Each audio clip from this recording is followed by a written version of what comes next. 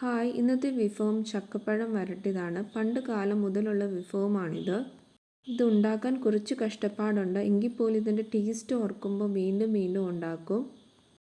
ഞങ്ങൾ തന്നെ ചക്കപ്പഴം സീസണിൽ ഇത് 4ാമത്തെ തവണയാണ് ഉണ്ടാക്കുന്നത്. ഇത് ഉണ്ടാക്കാനായി നല്ല മധുരമുള്ള ഇനമാണ് എടുത്തിരിക്കുന്നത്. ജാക്ക് ജെ 33യും വിയറ്റ്നാം സൂപ്പർ ഏർലിയുമാണ്.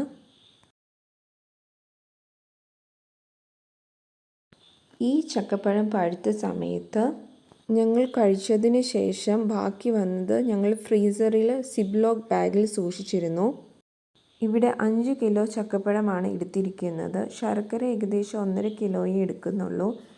ചക്കപ്പഴത്തിന് നല്ല മധുരം ഉള്ളതുകൊണ്ട് തന്നെ അധികം ശർക്കര ചേർക്കുന്നില്ല.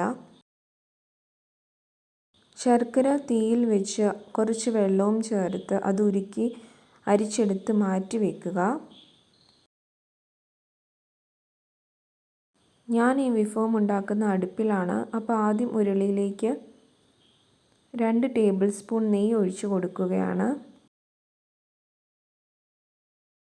നെയ്യ് ചൂടായി വരുമ്പോഴത്തേനും അതിലേക്ക് നമ്മൾ അടിച്ചു വെച്ച ചക്കപ്പഴം ചേർക്കുക.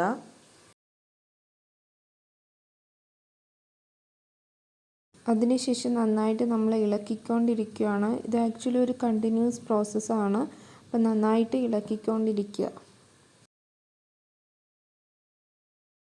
അതുപോലെ ചട്ടകം എടുക്കുന്ന സമയത്ത് അല്പം വലുത് എടുക്കുകയാണെങ്കിൽ നല്ലതായിരിക്കും. പിന്നെ ഇതുപോലെ ഇങ്ങനെ കണ്ടിന്യൂസ് ഇളക്കിക്കൊണ്ടിരിക്കണം, അല്ലെങ്കിൽ ഇത് അടി പിടിക്കാനുള്ള ചാൻസസ് ഏറെയാണ്.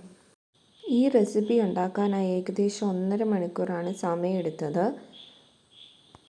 ഏകദേശം ഒരു 10 മിനിറ്റിന് ശേഷം നമ്മൾ നേരത്തെ അരിച്ചു വെച്ച ശർക്കര പാനി ആഡ് ചെയ്ത് കൊടുക്കുകയാണ് ഇവിടെ. വീണ്ടും നന്നായി കണ്ടിന്യൂസ് ഇളക്കിക്കൊണ്ടിരിക്കുക. ഒരാൾ തന്നെ ഇത് ഉണ്ടാക്കാൻ നോക്കിയാൽ ശരിക്കും മടുക്കും, കൈക്ക് വേദനയാവും. അതുകൊണ്ട് 2-3 പേരുണ്ടെങ്കിൽ ഇടയ്ക്കൊന്ന് കൈ മാറാനൊക്കെ ആയിട്ട് എളുപ്പമുണ്ട്. അപ്പോൾ ഇങ്ങനത്തെ റെസിപ്പീസൊക്കെ ഉണ്ടാക്കുമ്പോൾ 2-3 പേര് ചേർന്നുണ്ടാക്കുന്നതാണ് കുറച്ചും കൂടെ നല്ലത്. അതൊരു ഹെൽപ്ഫുള്ളായിരിക്കും. ഇതിനിടയ്ക്കായിട്ട് വീണ്ടും 2 ടേബിൾ സ്പൂൺ നെയ്യ് ചേർത്ത് കൊടുക്കുന്നുണ്ട്. ഇഡന ഇലയിൽ കുമ്പളപ്പം തയ്യാറാക്കാൻ പറ്റിയൊരു പരുവമാണ് ഇത്.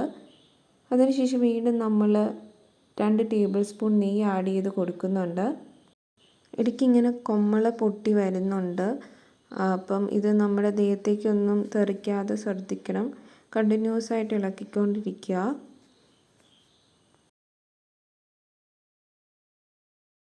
വീണ്ടും ഇവിടെ 2 ടേബിൾ സ്പൂൺ നെയ്യ് ചേർത്ത് കൊടുക്കുന്നുണ്ട്.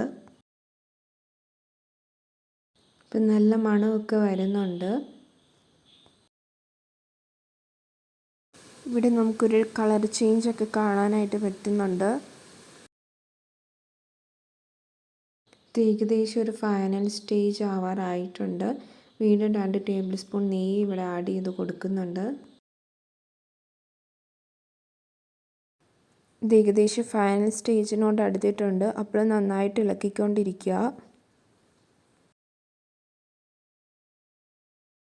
അതിനുശേഷം ഇവിടെ ഏലക്ക 15 എണ്ണം, ജീരകം 1 ടേബിൾ സ്പൂൺ, ചുക്ക് 1 table spoon, sugar 1 table spoon എല്ലാം കൂടി മിക്സിയിലിട്ട് അടിച്ചത് ഇതിലേക്ക് നമ്മൾ ആഡ് ചെയ്ത് കൊടുക്കുകയാണ്.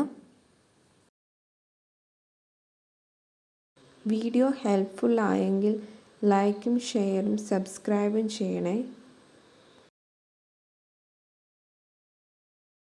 ഈ വിഭവം പ്രായഭേദമന്യേ എല്ലാവർക്കും ഇഷ്ടപ്പെടുന്ന ഒരു വിഭവമാണ്. അപ്പോൾ എല്ലാവരും ഇത് ട്രൈ ചെയ്ത് നോക്കണേ.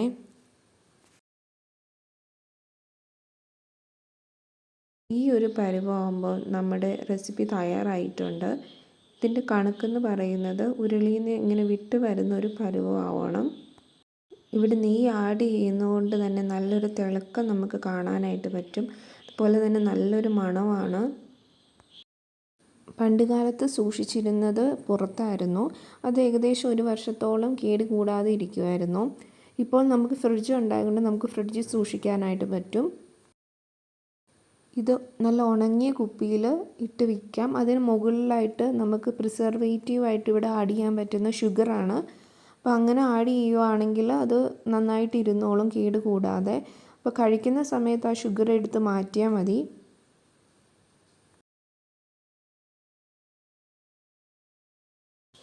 ചക്ക സീസൺ തീരുന്നതിന് മുമ്പായിട്ട് എല്ലാവരും ഈ വിഭവം തയ്യാറാക്കി നോക്കണേ. Thank you so much.